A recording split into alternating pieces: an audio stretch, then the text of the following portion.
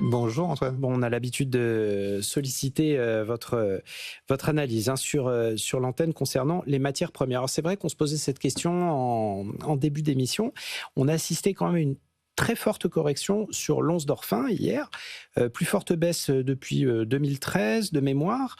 On a vu qu'il y a énormément de gens d'investisseurs qui avaient spéculé à la hausse ces dernières semaines, ce qui avait amplifié le mouvement haussier. Donc on sent que dès que le marché repart un petit peu risk-on, que l'horizon s'éclaircit un petit peu, on dégage certains actifs spéculatifs.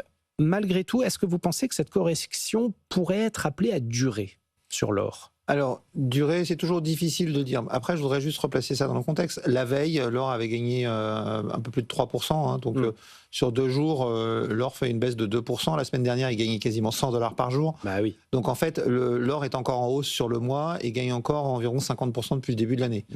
Donc, je parlerais plutôt d'une correction pour le moment.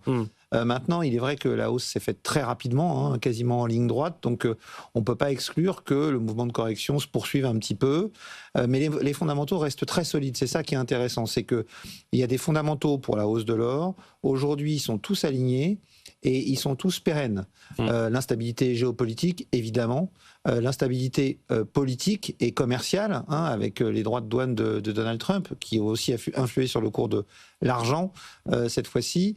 On a également la problématique de la dette qui devient de plus en plus présente avec la notion de débasement du dollar et de fuir un petit peu le dollar. Aujourd'hui, tous ces éléments sont des éléments qui sont pérennes, qui ne vont pas disparaître du jour au lendemain. Donc la tendance, elle semble plutôt bien ancrée.